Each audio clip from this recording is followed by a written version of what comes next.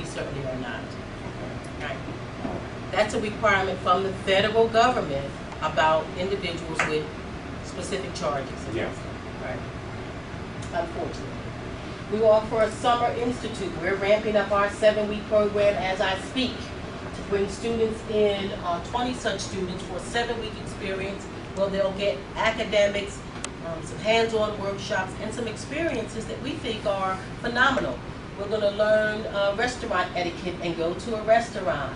We're going to go to the African American Museum with disposable cameras and do some photo journaling as a result of that experience. But also these students will be engaged in our college success class as well as math fundamentals to get them ready, a jump start for when the September term begins. And as I indicated, there's a small tick in the financial aid. College cost. So I've looked at what Rutgers is getting, and these are current. I know Rowan just had this week a 3% increase, so when you look at the Rowan numbers, realize that they just approved their board of directors a 3% increase in tuition costs. What you'll see for a commuter student, it's about $12,000 for Rutgers and Rowan, and about 20, 23, or 21, 22 for Rowan. But again, Rowan just went up, so let's call it $23,000 to be a full-time student who lives on campus with meals and board. The cost for Stockton, the application fee there is $50, and they're getting roughly the same dollars. So in terms of the four-year institutions where most students in this community speak of, they're comparable in cost. What will vary are the programs available to students and what their pleasure is about commuting or living on campus. Camden County College, we have no application fee. It's free. Our tuition costs really, really reasonable, so that students are able to be on campus as a commuter for about $3,000 a year with 12 credits. You know this already. Our president is absolutely aware of and passionate by the need to engage more people, young people in particular, around college. So, you know, he has a goal by 2020 to have the highest portion of college graduates in the world, right? And how does he propose to have this happen? Increase Pell Grants, more stable funding around Pell Grants. You know, that fluctuates. This year we have Pell summer money, so students are able to take at least 6 credits over the summer and have Pell pay for it. But you have to take 6. Like if you're taking 3 credits, it doesn't work for you. But we believe that this might be a challenge moving forward in terms of the president being able to get Congress to support such a program. And making pretty good investments in community colleges throughout the country, as well as supporting institutions that serve large minority populations. To expand the income-based repayments around student loans so that it's making sure that students can meet other obligations in addition to their need and requirement to repay those loans.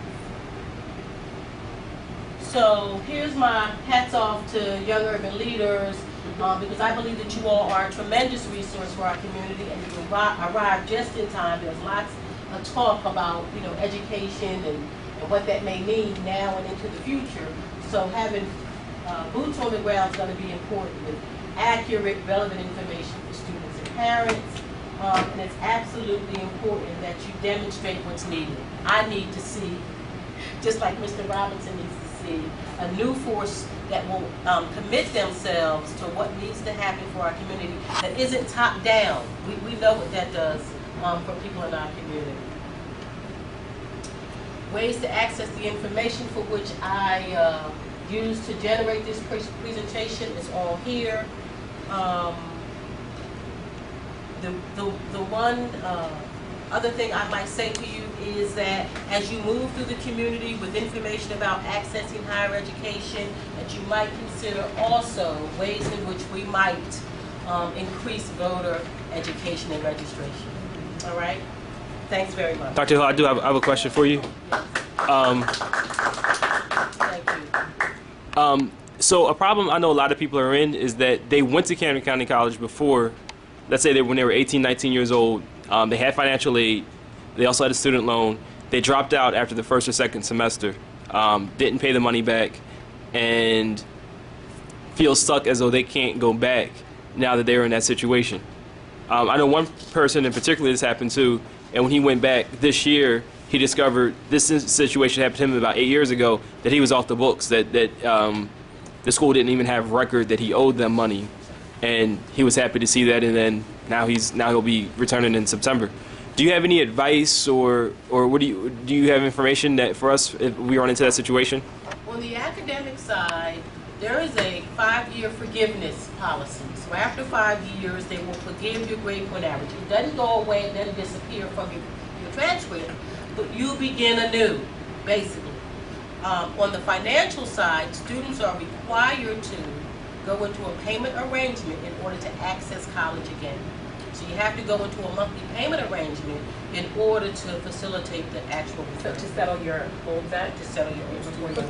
And that money is paid to the school or to the government? To the government, the loan grantee.